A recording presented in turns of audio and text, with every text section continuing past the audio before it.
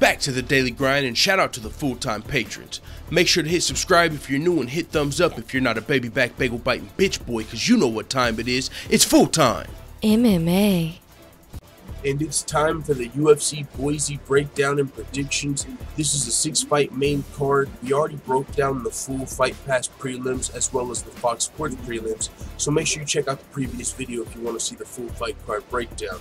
But it's 5:30 in the morning and this card is only 2 days away, so we're going to jump straight into this breakdown and these predictions so we can get to bed at a decent hour. I guess that's probably impossible at this point, but hey man, it is what it is. Let's just jump into the first fight of the main card between Cat Zingano and Marion Renault.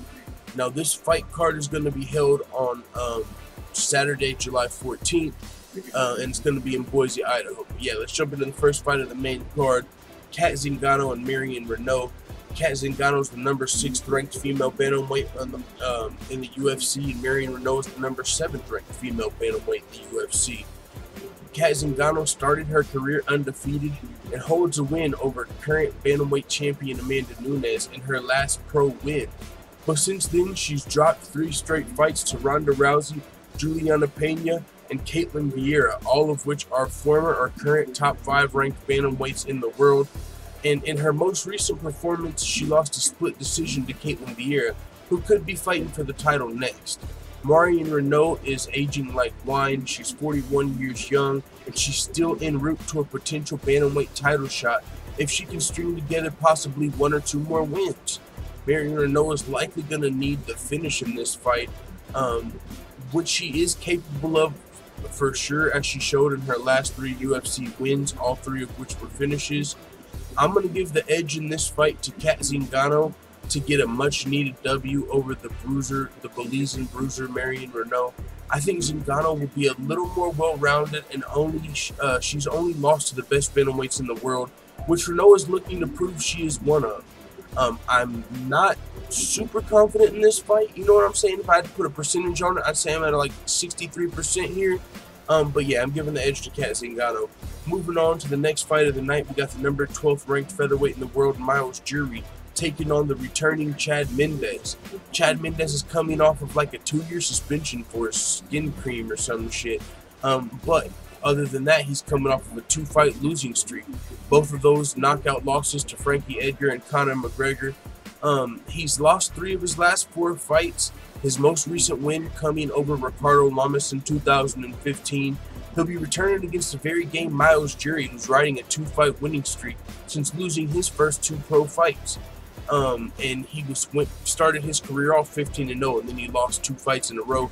Now he's back on a 2-fight winning streak, and he's going to be looking to continue that against Chad Mendes. The only 2 fights Myles Jury has lost in his career were to Donald Cerrone and Charles Oliveira. He used to fight at lightweight, now he's a featherweight, which should also help him against the very talented wrestler Chad Mendes. But I'm going to be giving the edge to Chad Mendes in this fight, although I can't be super confident because it's hard to know how he'll look in his return to the octagon. But he's looking bigger than ever, and he says he feels better than ever coming into this fight. Myles Jury lost to the best fighters in the world that he's fought so far, and I think that that's what Chad Mendes qualifies as, with his wrestling skills and being a 3-time former featherweight title challenger, looking to get back in the rankings with this fight. So I'm giving the edge to Chad Mendes. Moving on, we got the rude boy, Randy Brown, taking on Nico Price. Randy Brown's coming off of a dominant win over Mickey Gall at UFC 217, and he's 3-1 in his last 4 fights, only losing to Bilal Muhammad in that span. Nico Price is very dangerous as he's finished all of his UFC wins, but one was overturned after a failed drug test for marijuana against Alex Morono, who looked great in the first round of that fight before actually getting finished by Nico Price. Now, rude boy Randy Brown, I believe, will be a little harder to finish, as he showed in his last fight against the talented jiu-jitsu player Mickey Gall, who wasn't able to find a submission on Randy Brown. And Randy Brown's also never been KO'd in his career. So I'm going to give the edge in this fight to the New Yorker Randy Brown, although Nico Price looked great in his UFC wins. I feel like Randy Brown will be his toughest test to date, aside from probably Alan Jouban, who he TKO'd in the first round. But Randy Brown's going to be hard to finish and also a very dangerous fighter. He's finished 8 of his own 10 professional wins. So I'm giving the edge to Randy Brown to get the W here over Nico Price. Moving on to the fight before the co-main event, Dennis Bermudez versus Rick Glenn. Dennis Bermudez needs this win over the younger, more experienced Rick Glenn. He's currently riding a 3-fight losing streak. Most recently, though, his most 2 recent losses were split decision losses to Darren Elkins and Andre Fili. Rick Glenn is 2-1 in his last 3 fights with wins over Felipe Nova and Gavin Tucker, only losing to Miles Jury. Now I'm picking Dennis Bermudez, and this is probably my most confident pick of the card. I'm pretty confident in Bermudez to win this fight against Glenn. Rick Glenn's only 2 UFC wins haven't came against the highest level guys in the world, and only 4 of his 26 pro fights came in the UFC. He's lost both of his UFC fights to his higher level opponents pretty decisively, and Bermudez has been fighting the best guys in the world, not in the world in his last 3 fights, but he's fought some of the best guys in the world, and he's been fighting in the UFC for a long time. And in his last 3 fights, 2 of those fights he lost split decision, and all 3 of those fights have been against like ranked fighters. So I'm picking Dennis Bermudez to get back on the winning track against Rick Glenn at UFC Boise. Moving to the co-main event, and real quick, full-time family, before you forget, make sure you hit the thumbs up button if you're enjoying this video, and also if you're new, hit the subscribe button and the bell next to it so you're notified every time I upload a video.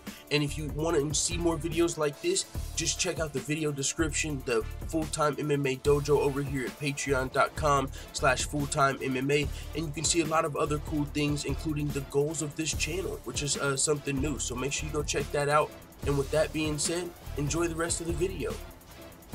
Sage Northcutt, Super Saiyan 2 Sage Northcutt, taking on Zach Attoh. Sage Northcutt is moving back up to welterweight in this fight. Zach Attoh has alternated wins in the UFC, but he won his most recent fight against McFly. Now, if you keep up with that pattern, he would be in order to lose a fight. Now, of course, you can't just expect someone, just because they've alternated wins doesn't mean they're guaranteed to continue that. So that's just a little interesting fact that he has alternated wins, and he's coming off of a win. So with that being said, his most recent win was a first-round KO over Mike Pyle, but before that, he was KO'd in the first round by Li Jingliang. Sage Northcutt is returning to 170 pounds, where he has not looked great. He's 0-2 at 170, but this is a decent style matchup for Sage Northcutt, as Zach Attoh only scored 2 takedowns so far in his UFC career, but I'm sure he'll be looking to change that in this fight against the talented striker Sage Northcutt. But I'm still going to be giving the edge to Sage Northcutt, as hard as it may be. Some people feel like Sage Northcutt is hype. I don't think that's the case. I think he's just very young in his game, but his striking is still remarkable, man. If Sage Northcutt can keep you at distance and keep the range, he can definitely show you some different looks with his karate style, some stuff you've probably never seen before. And also, I'm sure he's going to continue to work on his takedown defense. If Sage Northcutt was going against anybody who had more takedowns or was more of a wrestler, I would probably be picking them to win this fight. But I think Sage Northcutt is going to come in here, taking some time off, and he's going to try and keep his distance in this fight and avoid any possible takedowns by the Barbarian Zach Attoh. And I think he's going to try and pick Zach Attoh apart in this fight. And if he's able to do that, that'll be a huge win for Sage Northcutt, but it's going to be very tough. This is one of my least confident picks of the night. Sage Northcutt, man, his last fight was at lightweight against T-Balt Goody, and T-Balt Goody was able to take him down what seemed like multiple times against the fence, although he wasn't able to do much with those takedowns. He would just keep pulling Sage's feet from under him. So I feel like if this fight gets against the clinch or against the fence in the clinch at all, I feel like Zach Attoh could probably try and implement that same game plan, although it's not really his style. So we'll see what happens. I'm giving us very, very, very slight edge to Sage Northcutt. Now we're going to move to the main event of the evening. Heavyweight fight between Junior Dos Santos and Blagoy Ivanov. I don't know why I feel like I need to say his name like that. It just sounds way cooler. But going into this fight, Junior Dos Santos is the former UFC champion who hasn't been very active. He's only fought 1 time per year since 2013, but he was scheduled to fight Francis Ngannou before being flagged by USADA, which his name was cleared in that situation, but he's still coming off of a title loss to Stipe Miocic a little over a year ago, back in May of 2017. Now he's going to be fighting the very dangerous and well-rounded Blagoy Ivanov, who's looking to make his name and an immediate impact on the heavyweight division with a win over Junior Dos Santos.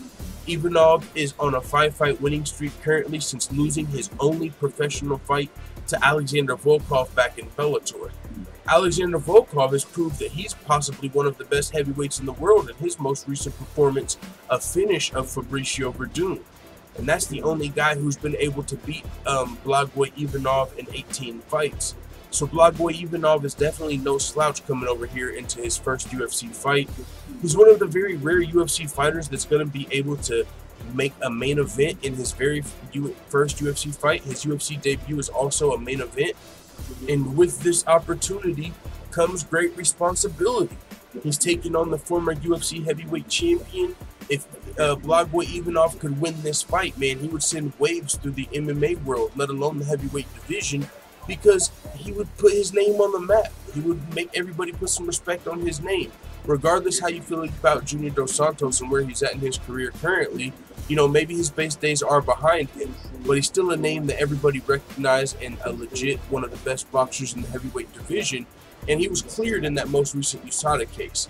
Now, with that being said, Blagoy Ivanov is a very well-rounded fighter. He's got great sambo and judo skills, so if this fight ever really gets in a close scenario, he could very well have the grappling advantage in a clinch situation or even on the floor. Now, he's going to have to try and avoid the boxing of Junior Dos Santos, which, as I said, is some of the best in the heavyweight division. But I think Blagoy Ivanov is going to take this opportunity and run with it. I think he's going to be able to pull out the win over Junior Dos Santos. Now, like the Sage Northcutt fight, I'm not super confident here because Blagoy Ivanov is relatively new to the UFC.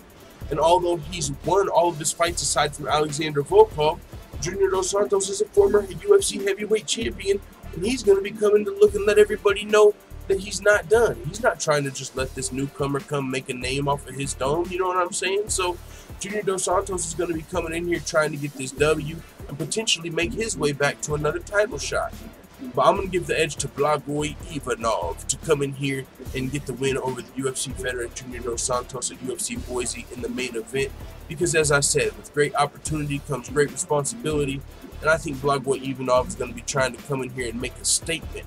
I don't think he wants a boring performance or anything like that. I think he wants to come here and make a statement with the potential finish in this fight. Whether it's a submission or a knockout, I think Blagoy Ivanov is going to be coming in here trying to put the pressure on Junior Dos Santos. But like I said, I'm not super confident. That's just my prediction. With that being said, it is what it is. Let the full-time family know what you think in the comments.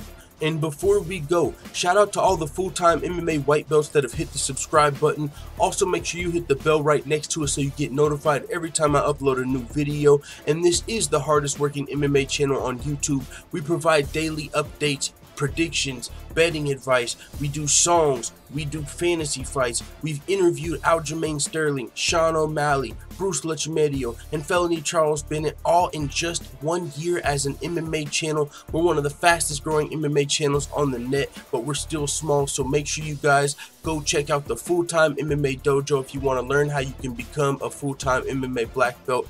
And while you're there, you can see where this MMA channel started from, some of the goals we have for the channel, and even more cool videos just like this one if you enjoyed it. So thanks again to all the full-time MMA white belts that have hit the subscribe button, and also if you're just lurking and this is your first time seeing a video, appreciate that as well. I'm out. Da da da da da! It's the motherfucking DOG.